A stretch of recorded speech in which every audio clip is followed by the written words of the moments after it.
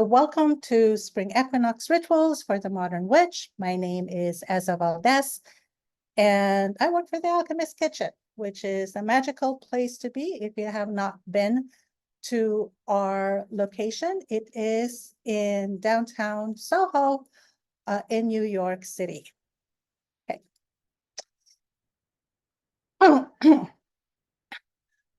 Welcome, spring. Oh, spring has come. Spring is welcome. Welcome, spring. Oh, spring has come. Spring is welcome. Welcome, spring. Oh, spring has come. Spring is welcome. So the breakdown of our workshop today is into 3 parts: an introduction, the rituals itself, as well as a closing ceremony. So this is why I postponed my introduction, because who am I? Why am I teaching this class? So first and foremost, I have been a witch even before I knew I was a witch. So back in, I came from the Philippines, and I moved to the United States as a programmer in 1994. And I wanted to be an astronaut. I wanted to blast off into space and be with the stars. And that didn't happen, but I did move to Florida, where I was able to watch a rocket launch at Kennedy Space Center. And so throughout my career, I moved from Florida to New Jersey. And it was in the year 2000 that I discovered yoga. I am a certified yoga teacher. I studied the asana, which is the positions. I teach a vinyasa yoga class. I studied Ayurveda and pranayama. And then 2013 is when I met my now fiance, and he introduced me to plant medicine. And with plant medicine, particularly cannabis, I learned a little bit more about the plants and the mushrooms. And then I started studying herbalism with Robin Rose Bennett, who is also a green witch, Amanda Crook, who incorporated magic into herbalism. I studied tarot. I did not study astrology, so that's still something that I would like my practice to expand to, but we all have something that we'd love to learn. And then 2018, oh my goodness, this is where Starhawk came into my life. She came with Bright Flame, and she taught a class. She led a ritual, and that actually got me inspired to learn more about her, to learn more about the organization that she started, which is called Reclaiming. And then we'll talk more about that. And she taught permaculture, which I studied under her, as well as ritual classes. And so that really helped solidify my practice into a more coherent and structured practice. And the one thing I really liked about Starhawk was the environmental stewardship aspect, as well as the social justice. So that's my journey in a nutshell. And I want to expand a little bit on that reclaiming tradition. Now, if you go to Wikipedia, this is what they say. Reclaiming is a tradition in neo-pagan witchcraft, combining the goddess movement with feminism and political activism. So those two words, feminism and political activism, are the things that really ignited in me the spirit to really study a little bit more. What does that mean? And reclaiming, actually the second sentence, is the very first reference or tenet in the reclaiming tradition. The values of reclaiming tradition stem from our understanding that the earth is alive and all of life is sacred and interconnected. Now, I'm going to share a clip, Starhawk talking about being a witch. I think one of the reasons why people fear the word witch so much is that it brings up ideas about women's power. And for 5,000 years or longer, we have been propagandized really to fear women's power, to fear female power, to see it as something negative, something to be afraid of, something destructive, something evil. And naturally, we have all those associations that come up with the word witch. That's why, for me, it's important to use that word, to bring it up, to say, look, let's bring out into the light all of this stuff. Let's look at it clearly and realize we don't have to fear it. If you're So, over 35, whoops. around 95. So, we've heard from Starhawk. Now, even before Starhawk, Starhawk actually studied with Doreen Valiente. And prior to Doreen Valiente, it was Gordon Gardner in the 18th century that actually systematized Wicca as we know it now through his writing. He's an amateur archaeologist.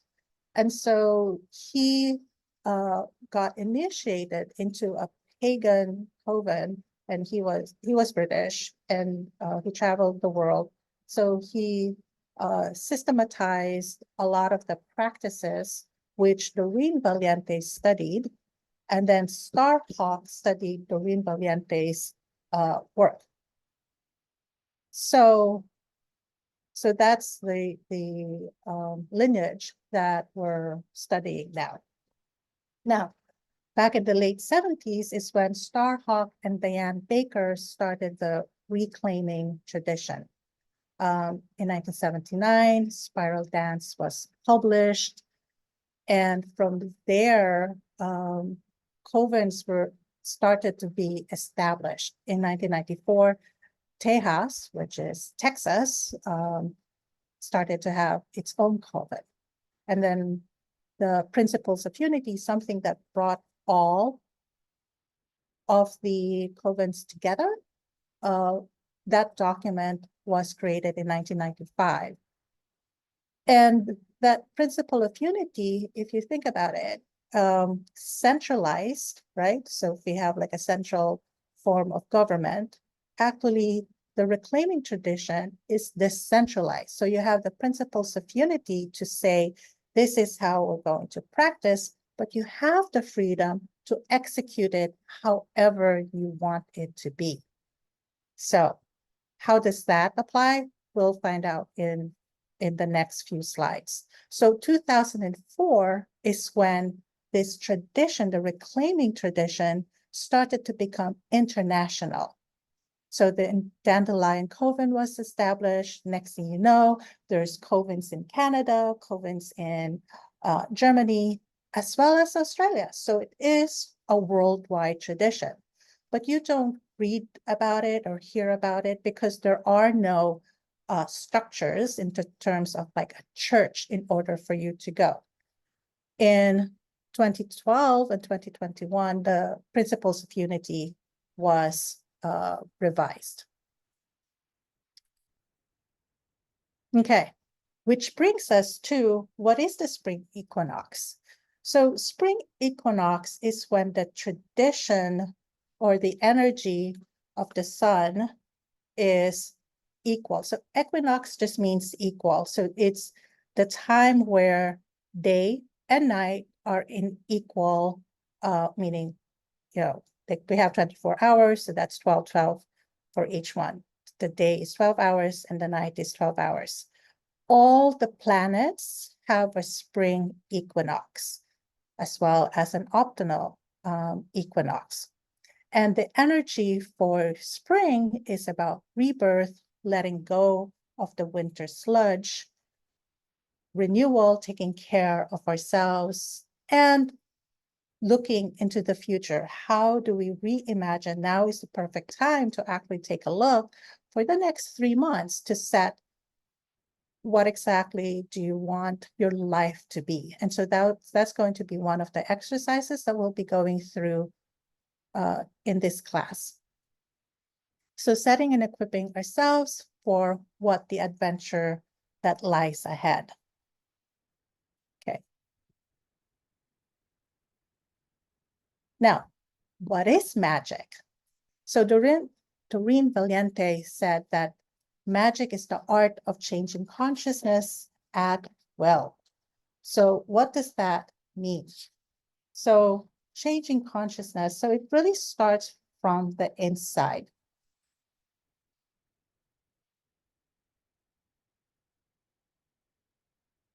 And then when we talk about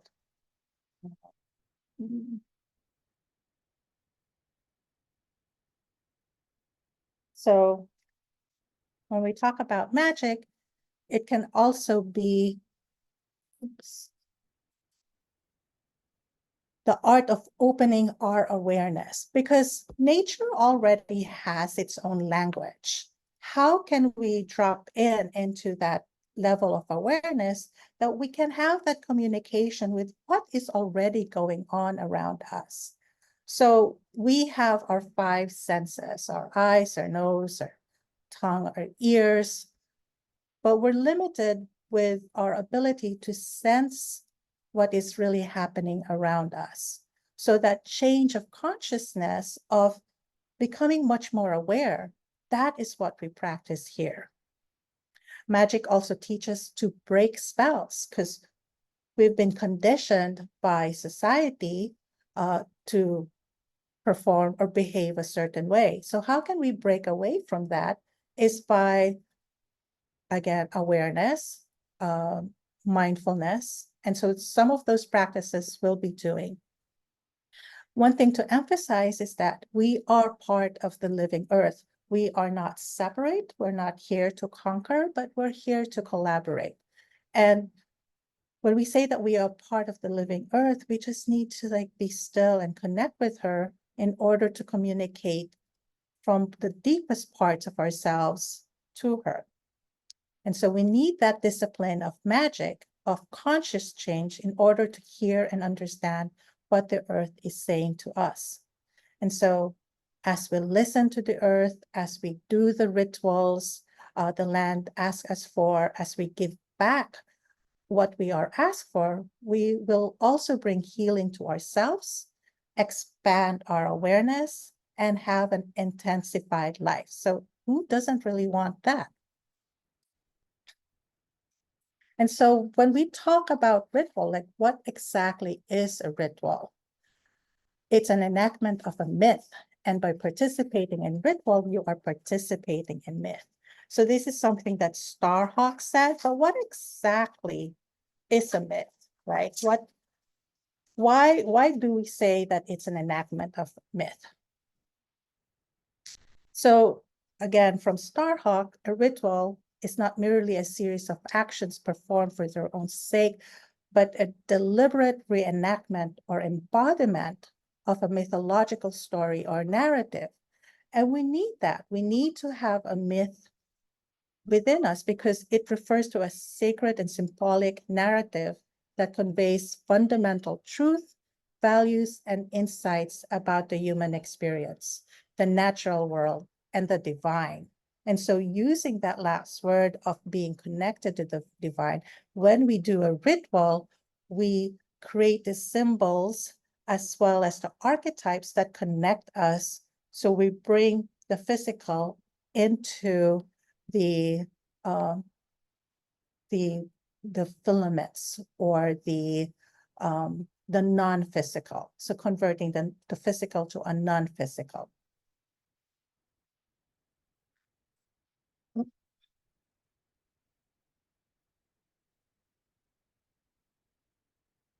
Okay. Then we come to the terminology of modern. So we said spring equinox, rituals for the modern. So modern witch. So modern, it doesn't mean that we have to be afraid of what technology is. Because if we can envision ourselves to have a future that is interconnected with nature and community. That is what technology should be for us as a tool to build and sustain resilient communities. So technology, society, and nature, think of this as coexisting harmoniously and prioritizing environmental stewardship, social justice, and community resilience. So it's something that we shouldn't be afraid of, but it is a tool. So, altar creation. For spring, when we create our altar, we bring in order to create a ritual, we create an altar first. And so I listed here things that are elemental, meaning air, fire, water, earth, and spirit. And these are just examples of things you could bring in to celebrate spring. Other things that you could also bring are flowers, ribbons, fabric. When you create an altar, it really is a place for you to connect with the divine. And so anything and everything that you consider important to you, and even pictures of your ancestors, are a fair game when you're creating your altar. And when we're actually doing the ritual, I'll be showing my altar as well. So what about rituals? How do we create a ritual? So rituals are important because, again, they're the actions, the behaviors that we do in order to connect with the divine. And depending on the intention, you could actually have the ritual last the entire day or the entire month. Because, for example, if you want to do it in the morning and have that last until the evening, and when we take a look at the template, then we'll see that. How can that be? So this is a template, meaning you can play around with it. Typically, it's from purification and then grounding. Then the land acknowledgement part is one of the principles of unity that was added during the revision. Again, reclaiming is an evolving tradition. So even though we do have this template, it continues to evolve based on the knowledge we're acquiring, the experiences people are having. So think of it as like a recipe that you can use, but you could modify it as well. The next part is casting the circle or creating sacred space. Then as you create your protective circle, you call in or invite the spirits or your spirit friends. I didn't want to call them spirit allies because I feel like allies is like there's somebody that you're against. So I call them spirit friends, and this can be your ancestors or even your future descendants. It could be deities that you want to bring in. Now, northern and southern hemisphere, right now in the northern hemisphere is where we celebrate spring equinox, but there's also another part of the earth, the southern hemisphere, and they have their own ways of celebrating spring depending on their place and location. So what reclaiming has come up with the principles of unity is to consider all of the diversity in the world. So even though we say, oh, Esther is the goddess of spring, or Bridget is like the goddess of spring, that's a Celtic tradition. And so we honor that. That is an energy, an archetype that, yes, maybe sometimes we need it, but you could also take a look at your ancestry and your traditions and your heritage to see what are the spirits or the archetypes you want to connect with. And then once you have that, so you've purified your space, you've grounded yourself, you've connected the heavens and the earth, you've done land acknowledgement, you've cast your circle, and then you have your spirit friends to help you, then you do the magical work. This is where you do your journaling, your art, your your music, or if you, this is where you want your creative activities. And so once you have that work done, your magical work done, we're going to reverse the process, meaning you do a final benediction after you do the magical work. Then you release your spirit friends. You say, thank you so much, and goodbye till next time we see each other. Then you open the circle, right? So even as you open the circle, whatever is lessons you've retained within the circle, you'll keep that until you come back into the ritual. Then if you want to do land acknowledgement again, say thank you to the stewards of the land. Then you also release the grounding, disconnect from the heavens and the earth. So you're your own person. And then, purify, not necessarily something you do again, but that's something to consider. And then at the end, if you're doing it solo, then that's it. You finished it. But if you're doing it as a group, then you could actually share food with each other or share each other's presence. So this is the template that we follow. Okay. So purification. So why do we purify? Are we dirty? Are we like unworthy?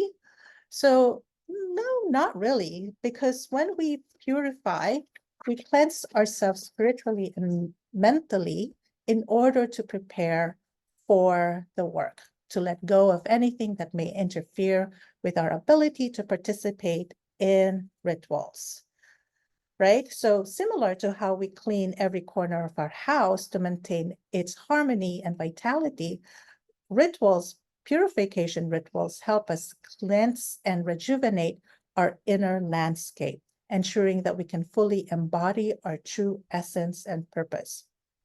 Through rituals, we honor the sacredness of our being and create space for greater clarity, growth, and spiritual connection. So similarly, if you leave a car out in the parking lot, nature is going to do its thing, and grime is going to accumulate. So there's nothing wrong with that accumulation. There might be stagnant energy. And so we cleanse ourselves for that. We remove all those grime that are no longer serving us in order for us to do the work. Okay. So I'm going to stop here. Go to your kitchen, get a bowl, a small bowl, and some salt and some water. So get a bowl, put some water in it, and a little bit of salt. So we got 2 minutes. So you got your little container of salted water. Amazing.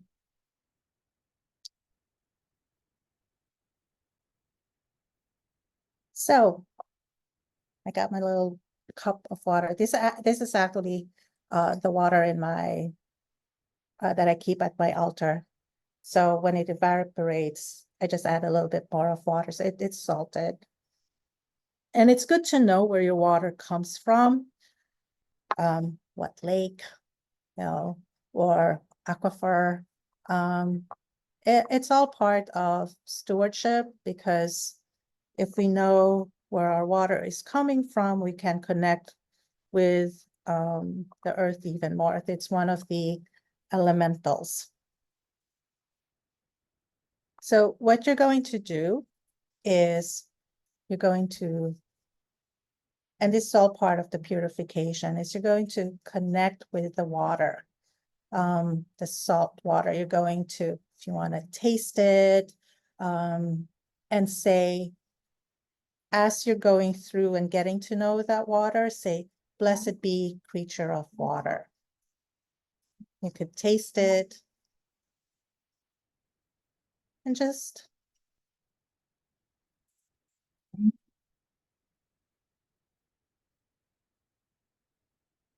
connect with it.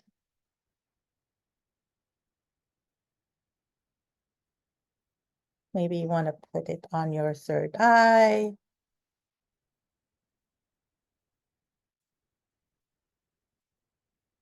Put it on your skin. And then we call on the moon's face and ask her to change us as she changes.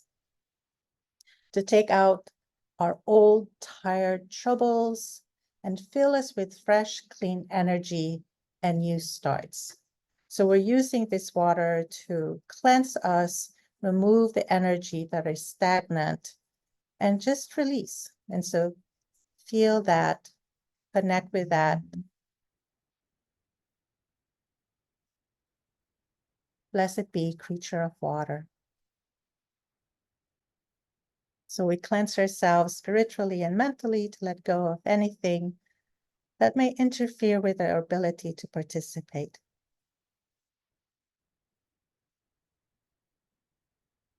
We believe that our core, we are beings of divine essence, connected to the sacred web of existence. And as we journey through life, we do accumulate energies and experiences that may cloud our connection to this inherent perfection. So we purify, we cleanse, we remove. Good. So the next stage after we purify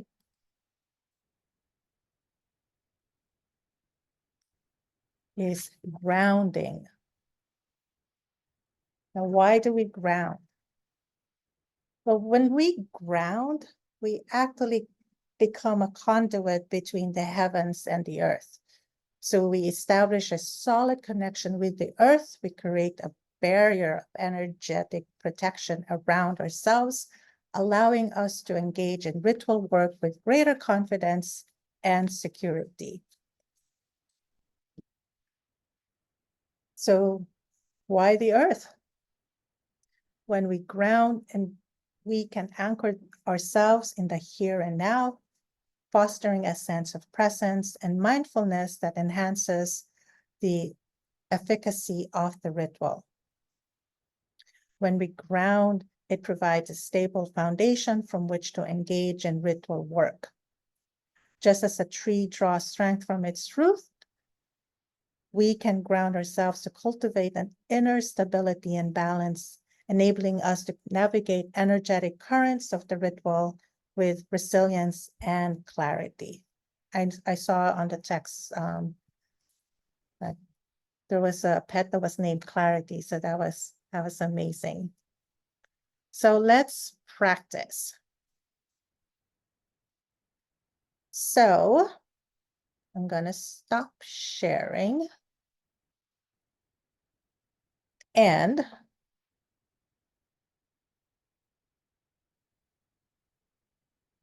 if you can, if you are able to, stand up. Stand up with your legs hip distance apart and stomp your feet firmly on the ground. Start stomping, like walking, like really make your feet heavy on the ground.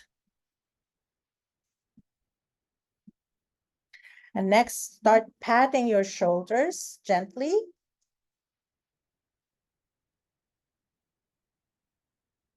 Like, ooh, I can feel a part of myself that's like, oh, that's a little bit tight. So just tap, tap, tap. And then gently sit down and close your eyes.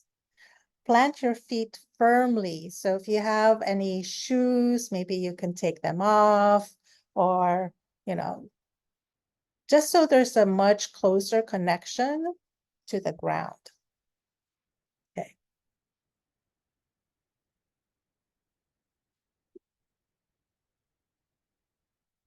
Now sit and close your eyes. Take a deep breath in through your nose and hold it for 8 seconds. 8, 7, 6, 5, 4, 3, 2, and 1. Exhale through the nose. We'll do that 2 more times. Take a deep breath in through your nose and hold it for 8 seconds. 8, 7, 6, 5, 4, 3, 2, and 1. Slowly exhale. Last time, take a deep breath in, full breath, hold, 8, 7, 6, 5, 4, 3, 2, and 1. Exhale slowly, keeping your eyes closed.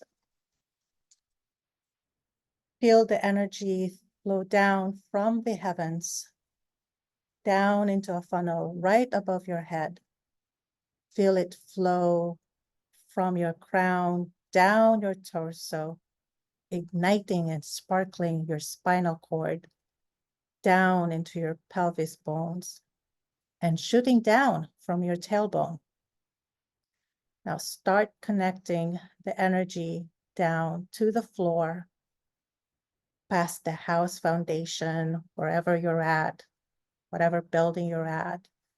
Imagine that connection going down, down, down, 10 feet below, finally connecting with the soil, feeling that life that is moving around, the insects, the worms, the roots of the trees.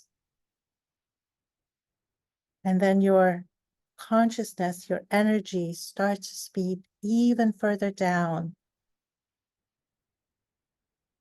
more than 1,000 kilometers down the crust, passing the mantle, iron and silicate, reaching the liquid outer core, and finally connecting with the inner core of the earth. Feel the gravity pull you down. The earth calls to you into her warm hold. Feel that connection. Be the conduit between the heavens and the earth.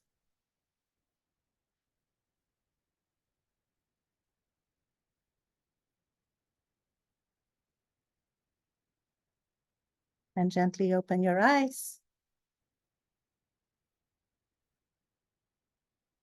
And feel your connection to the earth.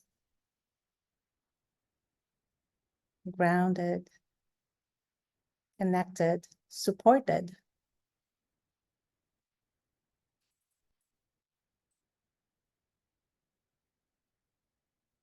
Let me share my screen again.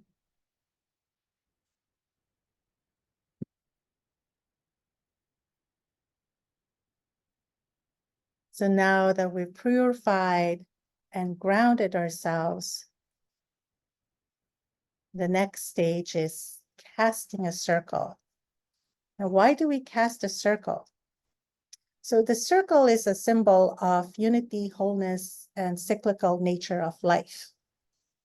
Like the year has that cycle of seasons for the Northern Hemisphere and some part of the Southern Hemisphere. There is that cycle. And it represents that interconnectedness of all beings and the continuous flow of energy within the universe. So when we cast a circle, we acknowledge and honor that sacred symbolism. We also cast a circle so that we protect ourselves, right?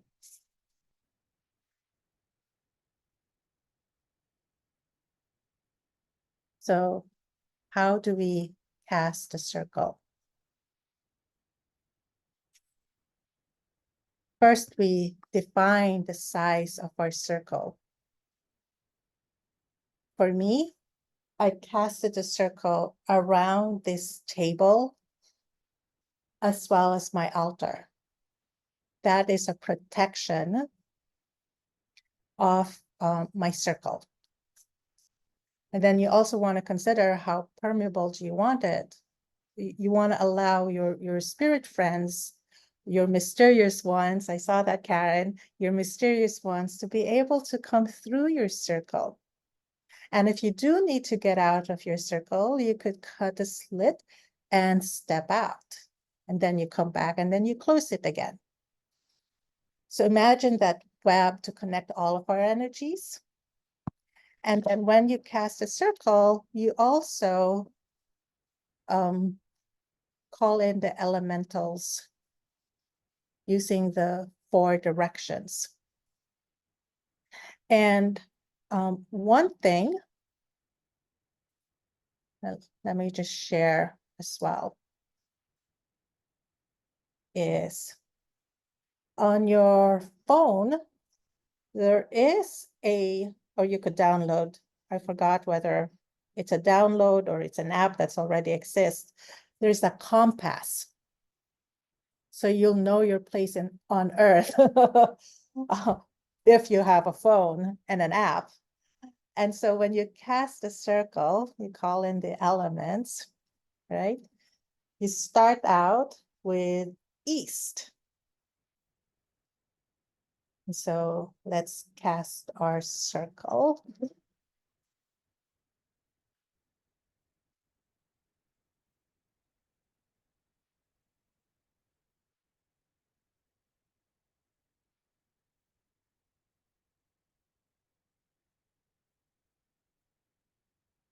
Oops.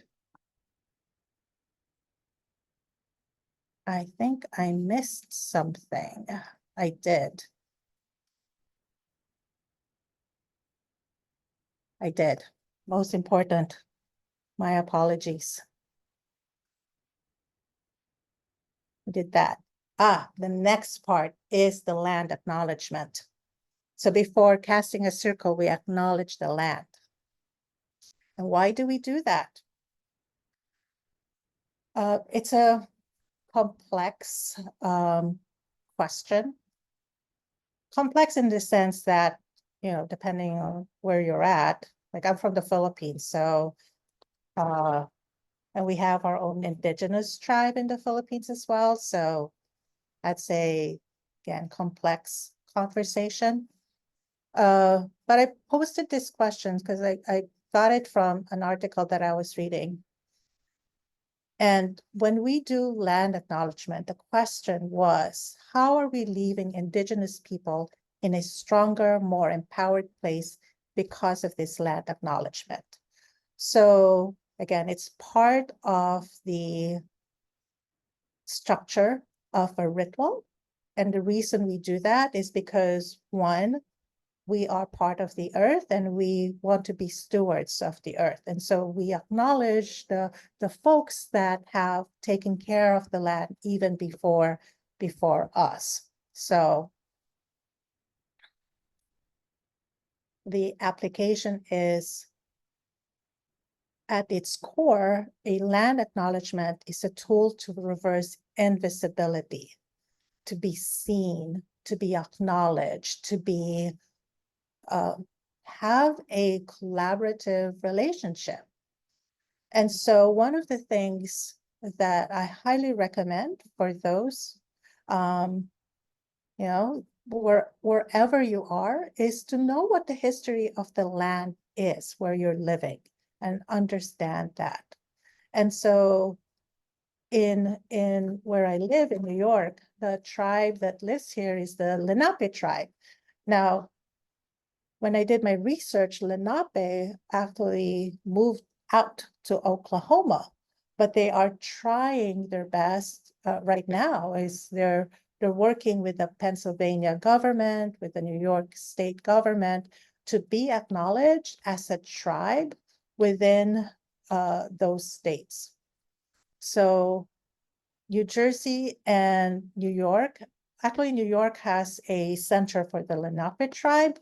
And I'm still doing my research on that. And I'm hoping to be able to connect with them in order to have a much more fruitful dialogue. Again, I'm from the Philippines, so I have a different set of history and connection, but I do want to honor the people that have been on this land and not necessarily be the one to address all the ills, because I won't be able to do that. But what part can I play in order to have that relationship? Because again, even back in the Philippines, we do have an indigenous tribe as well. Like, what actions can I take in order for it to be supportive and reciprocal? And so some of the things that I'm doing, like I said, I'm learning more about the tribe that lives here, is also supporting Native American brands. So purchasing things, I know it's like, do we have to buy stuff? No, we don't have to buy stuff. But see what kind of activism you could do in order to be supportive of the cause. Maybe there's a petition like a change.org that you want to participate in. Are there, senators that we can talk to that have,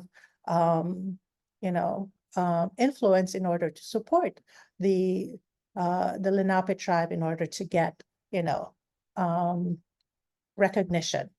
So that's my part in the land acknowledgement. So I myself am still learning and trying to come up with ways that I could be in service to that. Okay, so with that said, next is casting a circle. Okay, so we talked about this. Oh, and the application.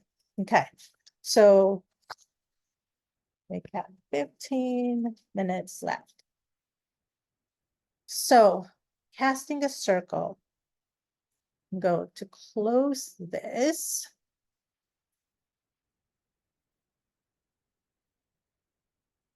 And ask you to please close your eyes. Wherever you're seated, have a seat, close your eyes.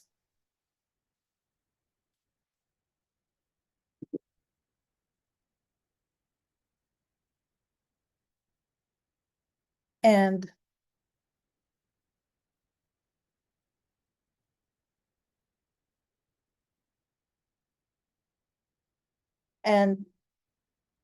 bring your consciousness down from your third eye, down towards your throat and your heart, and finally down to your belly. Imagine from there, your consciousness expands out towards the area where you want your circle to be.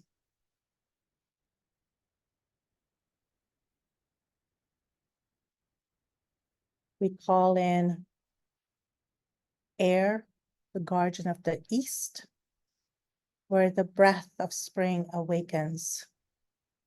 Power of air and intellect, be with us in this sacred space, inspiring and enlightening us as we seek wisdom and clarity amidst the new growth.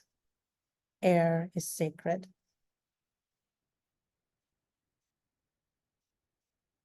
Hello, fire, guardian of the south, where the fires of spring dance, powers of fire and transformation, be with us in this sacred space.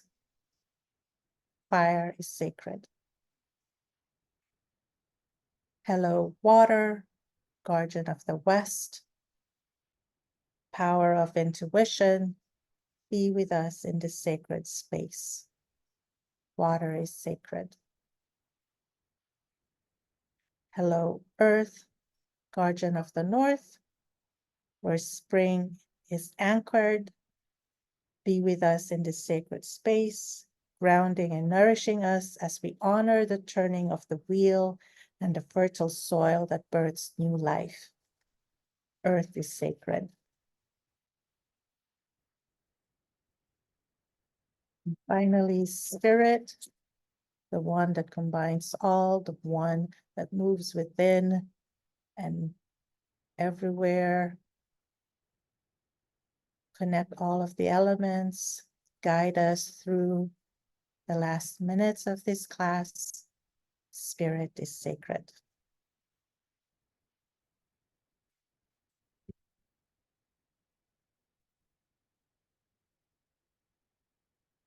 By all that is above and all that is below, the circle is cast. We are between the worlds. What is between the worlds can change the world. So mode B. And slowly open your eyes.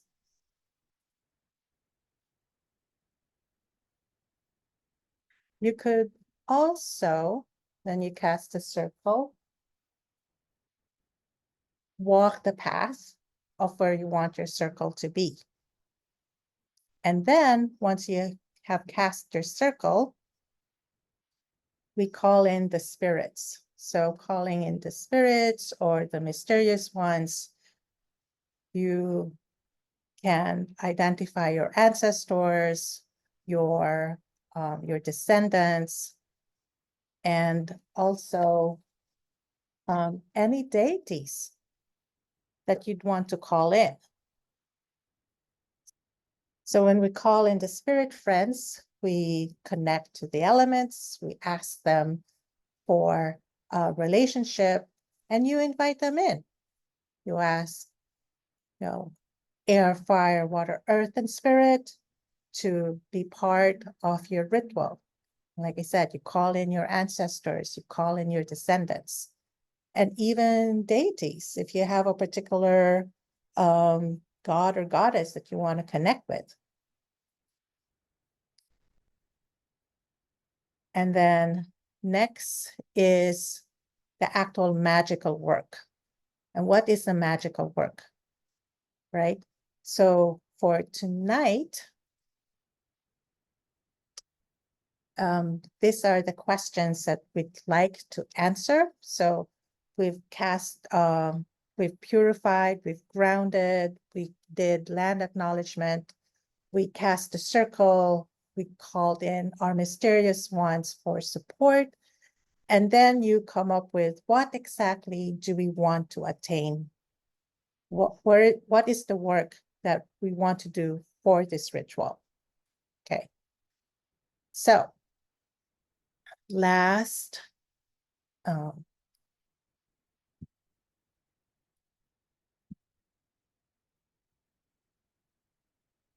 last part is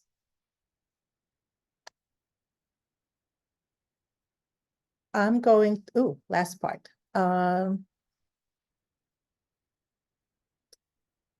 Is to, okay, so once we've done the work, we're actually going to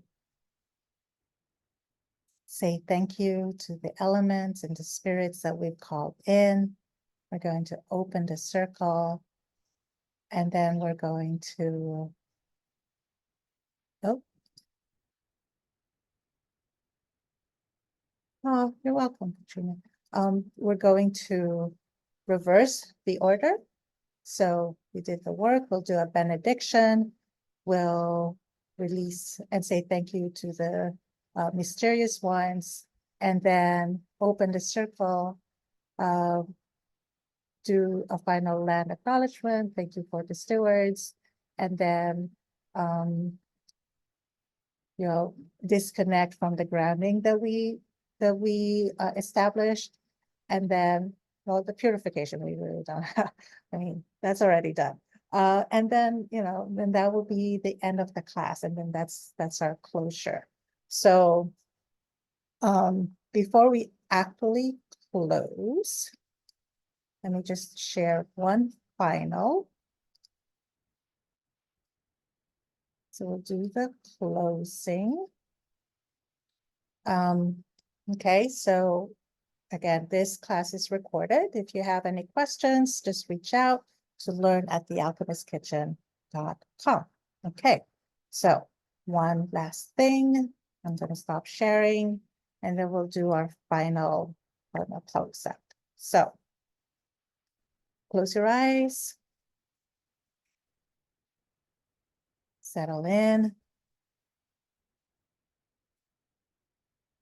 We thank you, the spirits that have been our friends that have supported us during this class. We thank you for the spirits that have held us close, that have kept us supported. We thank you to the spirits. And gently, as we brought in that consciousness, we lift it up again and we open our circle, keeping the lessons in until we meet again, till the next ritual. We acknowledge and thank you, the stewards on this land. We acknowledge the actions that we need to take, and we commit our time and our energy to support the people, the ancestors that have taken care of this land. And we now bring up that energy and that connection from the earth, and let's disengage our consciousness from the center of the earth and bring it all the way back towards our heart. And we release that connection from the heavens and gently open your eyes. So thank you, guys. Thank you, thank you, thank you. We have created our template. We know how to create a ritual now and take hold of that energy of spring. I hope this has inspired you to play around, and that's the whole point. And go participate and be part of your community. There's always, organizations that need volunteers or connections, or even just go out and say hello and say hello to the birds, because you guys were hearing the birds earlier. So thank you.